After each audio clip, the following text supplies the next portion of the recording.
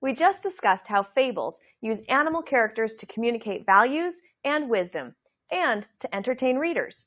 Another of Aesop's fables, The Fir and the Bramble, is represented by this illustration right here.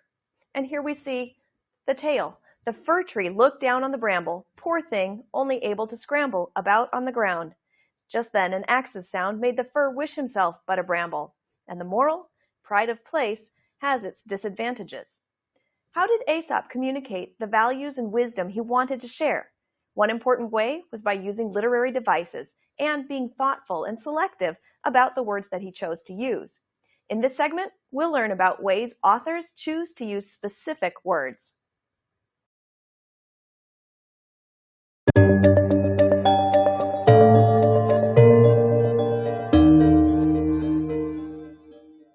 Have you ever thought about the way a writer can really make you feel like you're right there in the story? Let's talk about one way writers do that, with imagery. Imagery is vivid language that appeals to the five senses. It's language that allows you to see, hear, feel, smell, and even taste what's going on in the story. Imagery adds to a story by appealing to the senses: sight, sound, touch, smell, and taste. For example, if a character tastes a lemon, what words could convey the taste of that lemon to the reader? Maybe tart, bitter, sour, acidic, pungent? I'm sure you could come up with some good ones. All those words help the reader imagine what it's like to taste that lemon and can help build sensory details and imagery. Imagery also helps by connecting a reader to the story, making it seem more real.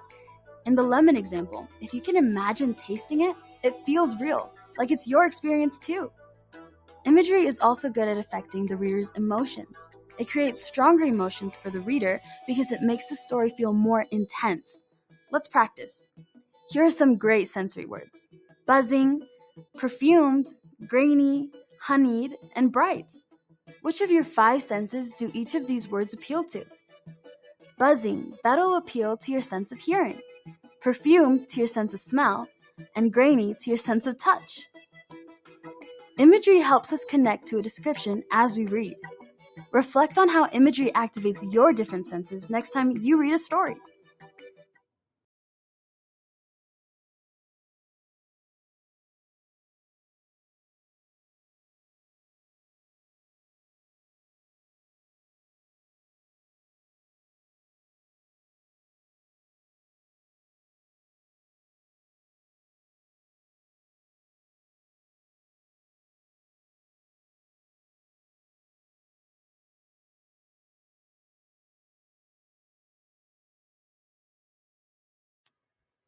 Let's read an excerpt from a poem and identify examples of imagery and sensory details.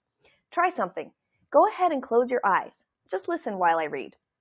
A barking sound the shepherd hears, a cry as of a dog or fox. He halts and searches with his eyes among the scattered rocks, and now at a distance can discern a stirring in a brake of fern, from which immediately leaps out a dog and yelping runs about.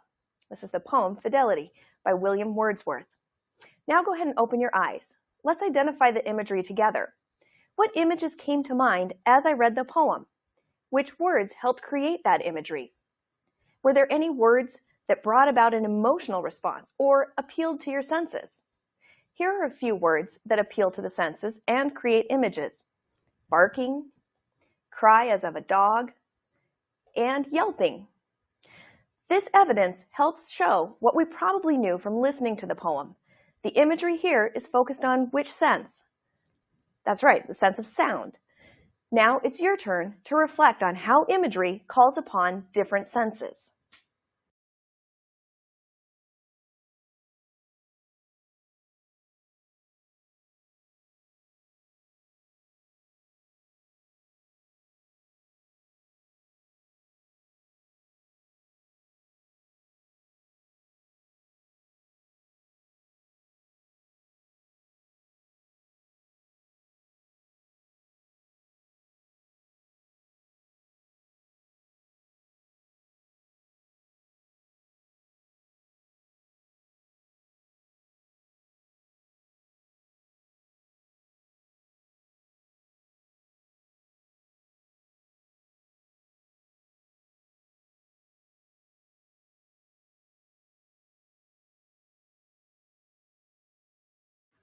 You're doing a wonderful job. Do you remember the lesson question? How does word choice support an author's purpose? Authors choose words that create vivid imagery in an effort to engage readers and bring stories to life. This picture illustrates another of Aesop's fables. Imagine how vivid the word choice must be to describe such an interesting scene. There's so much detail here to take in. Humans and fauns or satyrs shivering in the cold, gently blowing on hot soup under a barren tree and tattered cloth. What words would you use to describe this scene? Have you heard the phrase, a picture is worth 1,000 words? Try to find all the words to describe a scene and you'll quickly find out that that's true, which is why specific word choice is so important. Next, we'll analyze the impact word choice has on tone and meaning.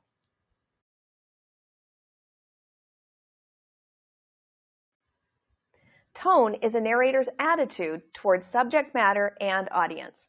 When thinking about tone, consider the words that describe emotion and attitude. This helps you decipher how the writer feels about the topic. For example, a writer could be angry, humorous, wistful, or sorrowful. Tone might shift in a text, and writers might convey a variety of attitudes in a story, depending on what's happening and how they describe it. Writers create tone through word choice, sometimes with imagery and repetition. Comparing texts is a good way to begin to identify tone. Pay attention to the author's choice of words that convey their tone or attitude towards their readers. Let's start with this first excerpt right here.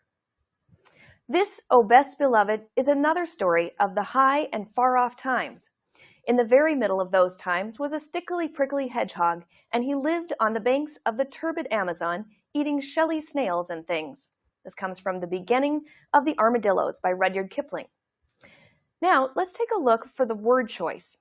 Oh, best beloved, what a warm way to welcome his readers. When my children were little, we used to listen to Kipling stories on audio, and I always appreciated how it just felt like a close family member telling us a story when Kipling addressed us.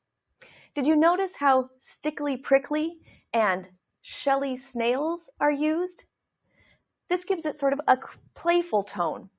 Stickly prickly hedgehog also serves as a piece of imagery connecting to the sense of touch. Now, let's read the next excerpt. Over here. $1.87, that was all. And 60 cents of it was in pennies. Pennies saved 1 and 2 at a time by bulldozing the grocer and the vegetable man and the butcher until one's cheeks burned with silent imputation of parsimony that such close dealing implied. 3 times Della counted it, $1.87, and the next day would be Christmas. This comes from The Gift of the Magi by O. Henry. Notice the terms cheeks burned, meaning embarrassed perhaps. How about bulldozing, having to force something? Imputation, feeling blamed, and parsimony, needing to be extremely careful with money. All of these words contribute to creating a serious tone. Notice the author's use of repetition in the passage as well. $1.87, and then again at the end, $1.87, and how that contributes to the more serious tone. Next, you can try connecting word choice and tone.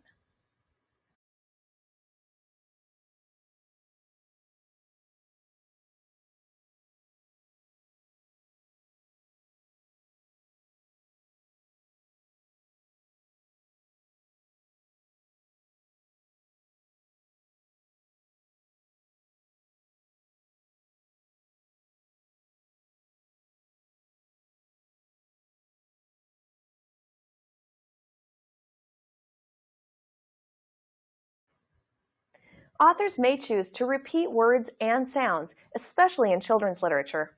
Repetition refers to the reappearance of words or sounds for effect. What are the effects of repetition? What does the author want to achieve?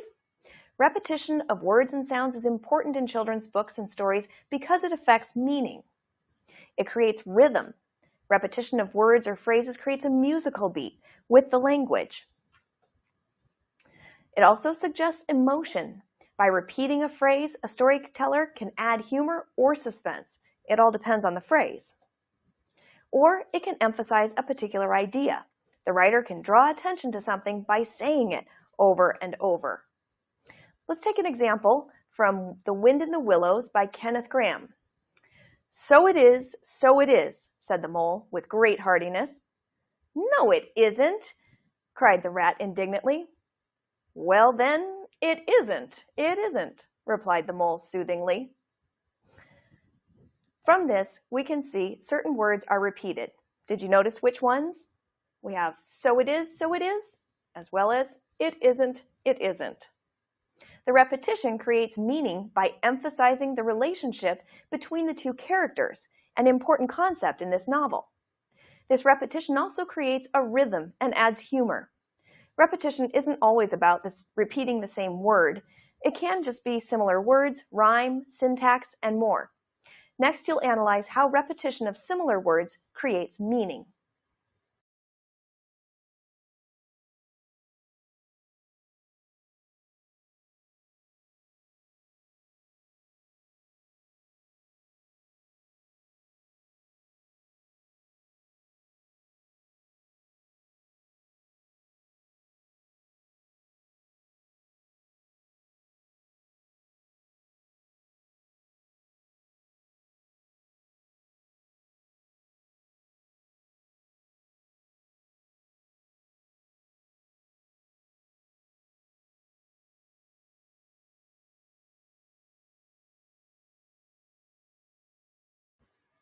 In this lesson, we've discussed Rudyard Kipling and read some of his work. Here's a photo of Mr. Kipling. Let's find out a little bit more about the man behind these stories. He was the first British writer to win the Nobel Prize in Literature. He was born in India and educated in England. He wrote short stories, poems, and novels, and is considered an innovator in short stories. He entertained children through stories of animals and adventure. His experience of British colonial life remains central to his attitudes in his writing. Next, we will read a selection from Kipling's Just So Stories, and we will be analyzing Kipling's word choice and tone and enjoying some of his amazing animals.